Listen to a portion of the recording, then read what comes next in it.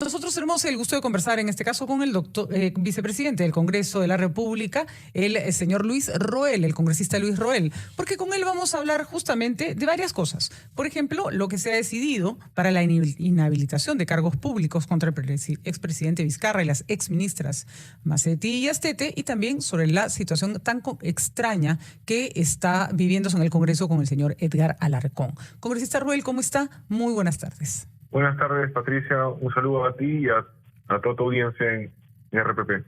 Bueno, lo primero, le pregunto sobre lo que se aprobó el día de hoy sobre la inhabilitación para ejercer cargos públicos del presidente Martín Vizcarra y de quienes fueron también sus ministras, la señora Macetti y la señora Astete. Todavía falta que todavía esto pase por un proceso, pero ¿está de acuerdo? ¿Le parece que es una decisión que va a seguir adelante? ¿Esto va a impedir o va a de alguna manera recortar lo que el señor Vizcarra dice son sus derechos constitucionales para poder postular? ¿Se está tomando una decisión adecuada? Primero, yo creo que el presidente de la subcomisión y los miembros que conforman la misma deben garantizar todos los derechos constitucionales, garantías constitucionales del debido procedimiento parlamentario, que creo que hasta el momento se está cumpliendo.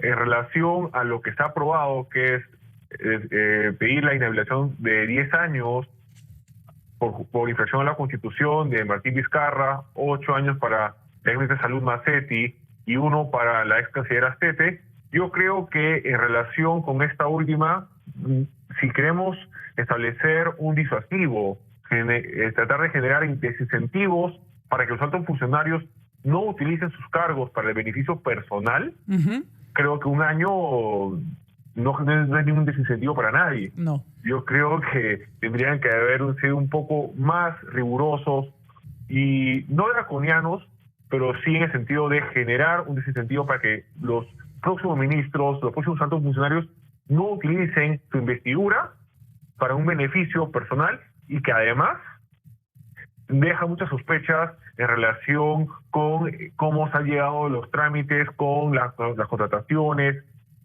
ya sea con Sinopharm u otras farmacéuticas. Lo que conversábamos, por ejemplo, el otro día con el abogado José Ugaz, que nadie puede decir que es una persona que defiende la corrupción, señalaba que de no probarse que esta vacunación, que por supuesto es una falta ética, por supuesto puede ser una falta administrativa, de no probarse que esta vacunación haya influido en la compra de las vacunas de Sinopharm, no había propiamente un delito, ¿no es cierto? Había era un horror, pero no está estipulado en el Código Penal, si quieres, que alguien haga una barrabasada de esta naturaleza. Entonces, la pregunta era, ¿es válido inhabilitar a alguien por 10 años para la función pública?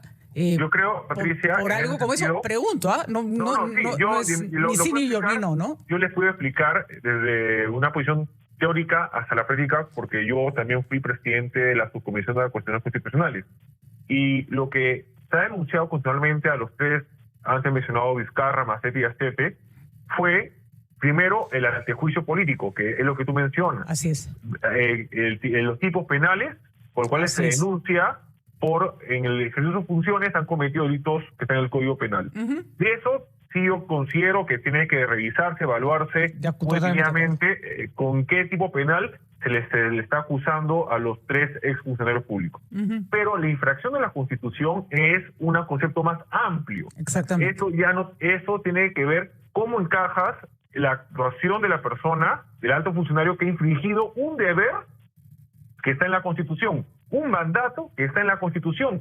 Y eso es un concepto más amplio, más laxo. Y para eso encuentra usted que hay posibilidades, o sea, hay posibilidades de que se pueda denunciar por faltar a la Constitución a estos tres personajes sin caer en una figura de persecución política que, por supuesto, es absolutamente indeseable porque, desde mi perspectiva, se desvirtúa, ¿no es cierto? Una investigación que es absolutamente válida y necesaria, por cierto, ¿no?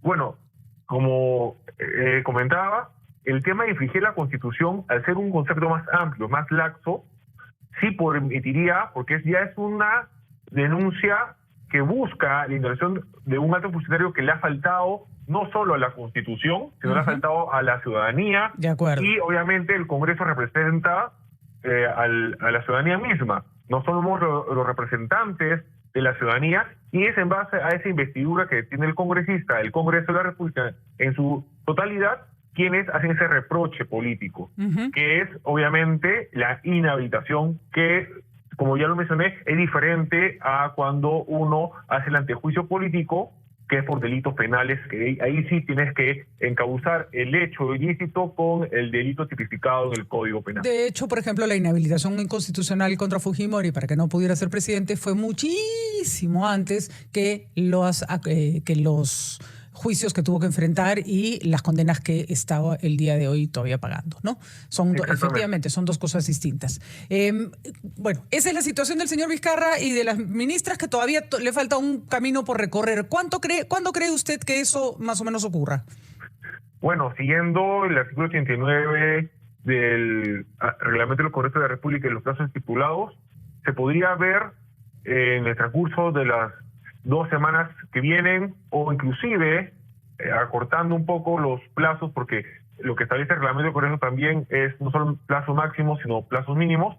Podría verse también la próxima semana, pero depende mucho de lo que está en estos días, de que el presidente de la subcomisión y la subcomisión en pleno suscriban de manera rápida el documento del informe que aprueba el informe final de Jim Mamani, que es lo que se aprobó el día de hoy, y eso tiene que pasar la permanente, y luego de ello hacer una comisión investigadora, y que esto lo lleva al Pleno.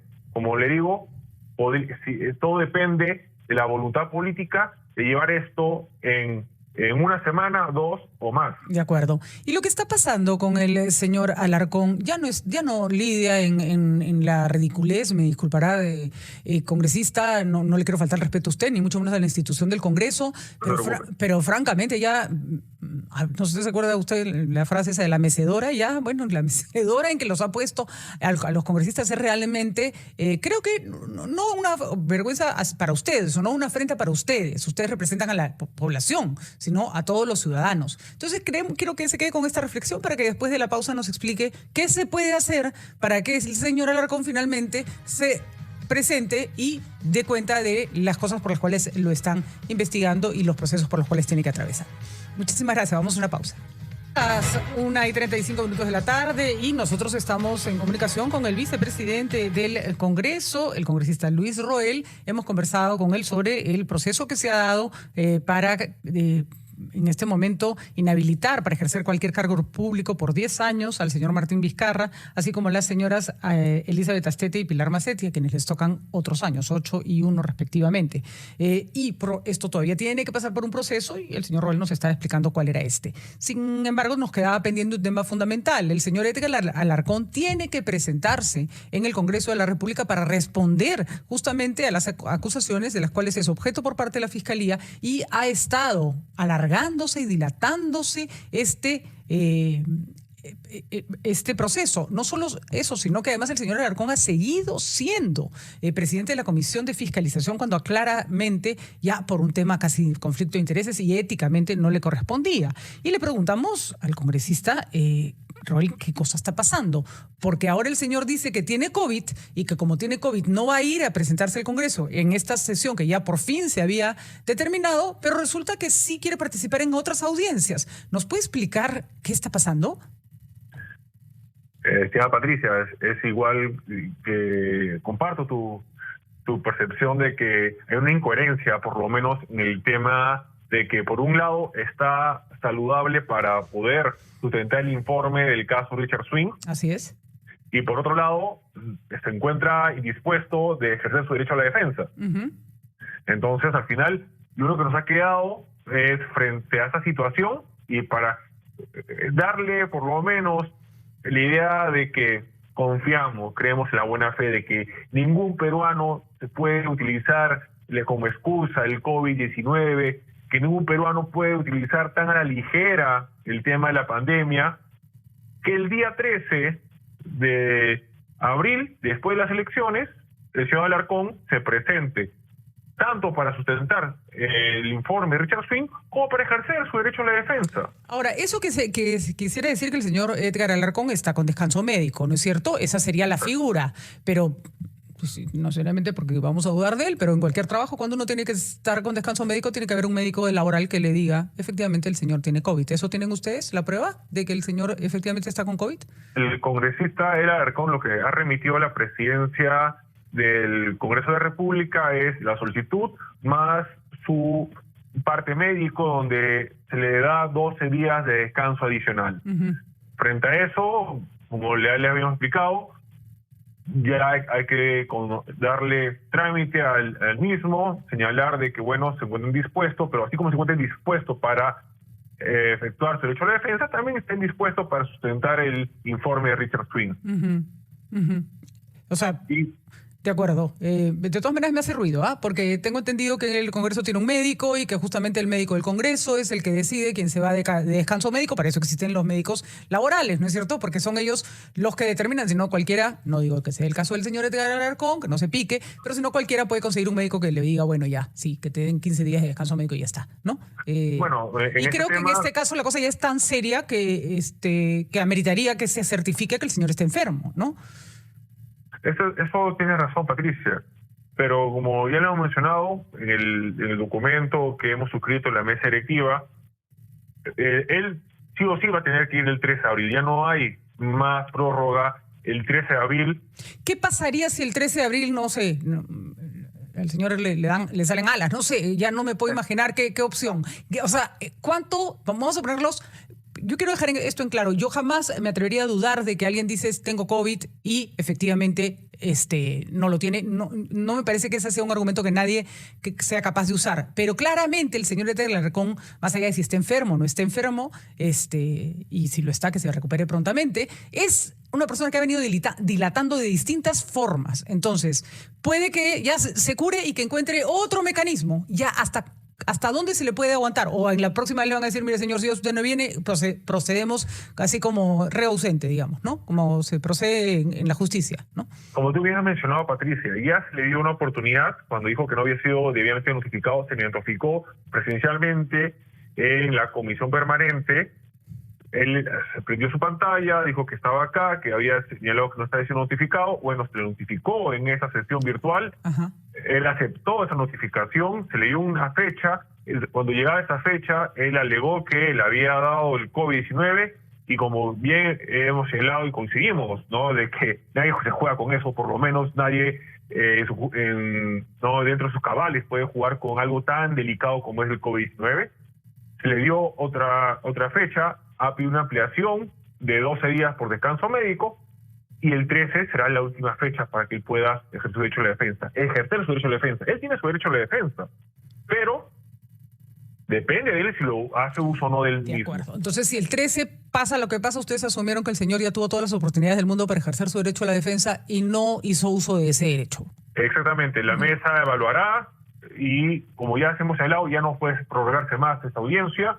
Él tendrá que ese mismo día ejercerla y si no, bueno, ya ha sido notificado, ya la mesa directiva lo ha prorrogado ya varias veces y por lo tanto creo que su derecho a la defensa ha sido cautelado ya en demasía y se le ha garantizado todo su pleno derecho que él tendrá que ejercer si lo desea o no y como quiera ese día. Muy bien, sigue ejerciendo la presidencia de la Comisión de Fiscalización porque eso sí ya no tiene ningún sentido. Se dijo que la iba a dejar y el partido no ha hecho absolutamente nada por poner a otro representante. Bueno, ahí se dio algo muy interesante. Unión por el Perú lo saca como miembro de la Comisión de Fiscalización, pero la agrupación Nueva Constitución, en específico el congresista Orlando Arapa, le cede su cupo, le cede su posición de miembro de la Comisión de Fiscalización a Edgar Alarcón. ¿Y se mantiene como presidente? Hasta ahora no han elegido uno nuevo. Ya, señor Roel, pero ¿qué cosa puede hacer el Congreso? Lo que pasa es que ya con esto termino la pregunta. Yo entiendo que usted además es uno de los congresistas que más pelea porque este Congreso sea lo más decente y eficiente posible. Eso yo se lo reconozco. Pero entenderá que visto de fuera ya estuvo, ya la burla llega a unos niveles, ¿no? Que uno dice, ya estuvo bueno, ¿no? Si para eso salen elegidos, quédense en su casa, ¿no? No para burlarse de toda la población. Más allá de la indignación que podemos compartir, ¿se puede hacer algo para que esto deje de ocurrir? ¿Se puede invocar a la Comisión de Fiscalización, oye, ese señor ya no puede seguir siendo presidente? ¿O no hay ningún mecanismo legal que el Congreso tenga para poder hacer esa invocación? Esta decisión de la presidencia de la Comisión de Fiscalización le corresponde exclusivamente a los miembros de dicha comisión de elegir a su mesa directiva, elegir a su presidente, a su vicepresidente, a su secretario. Entonces, la cuestión que estamos hoy tú y yo debatiendo tendría que ser trasladada a esos congresistas de que evalúen en su momento la continuidad del señor Alarcón, puesto que si Unión por el Perú, la bancada, el partido que lo puso primero en la presidencia y que le corresponde por acuerdo político dicha presidencia, debería poner a otra persona. En su momento, José Vega, quien era el vocero y ahora candidato a la presidencia por Unión por el Perú, señaló que iba a poner a otro congresista de la bancada de Unión por el Perú, porque se entendía que la Comisión de Fiscalización le pertenecía a la presidencia a dicho partido político, a dicha agrupación política. Hasta ahora estamos esperando la elección del presidente de fiscalización, pero como le dije, ya no corresponde a mi directiva. La mesa directiva no puede imponerse, no puede establecer quién va a ser el presidente de cada comisión. Depende de un acuerdo político. Ese acuerdo político decidió que sea Unión por el Perú quien designe a su representante en la presidencia, y luego también hay una decisión política que ya corresponde estrictamente a los miembros, a los congresistas que conforman la Comisión de Fiscalización, quien deben elegir a su presidente. Muy bien, señor congresista Roel, entendemos. Entendemos, las cosas están de cabeza. Un Congreso puede sacar por quitarme estas pajas a un ministro de su cargo censurándolo. Lo hemos visto, no necesariamente en este Congreso. Hemos visto cómo se ha censurado ministros por tonterías. Y sin embargo, un congresista que está siendo investigado por casos muy graves de corrupción puede seguir presidiendo la Comisión de Fiscalización del Congreso sin que nadie haga nada. Entendemos su frustración, imagínense la nuestra. Yo creo que por el bien del Congreso, de la imagen del Congreso, ya tienen que hacer lo que se tiene que hacer. Después se verá si el señor Alarcón era culpable o no culpable. Pero una persona en este momento involucrada en las investigaciones, que está el señor Alarcón, se dijo desde el principio que no era buena idea ponerlo presidente de la comisión. Ahí está. Decisiones del Congreso de espaldas a la población. Señor Roel, muchísimas gracias por estar con nosotros y esperemos que todos estos líos se terminen de desenredar para el bien, para que la gente confíe en la democracia, porque si no, ese es el costo de este tipo de laberintos. Muchísimas gracias. Muchas gracias, Patricia. Hemos conversado con el vicepresidente del Congreso de la República, el señor Roel, que nos estaba explicando cómo se puede hacer uso de un cargo, bueno, no nos explicaba, pero se deduce de su explicación, de un cargo, ¿no es cierto?, para usar todo el aparato del Estado para no enfrentar a la justicia. Vergüenza. Vamos a una pausa.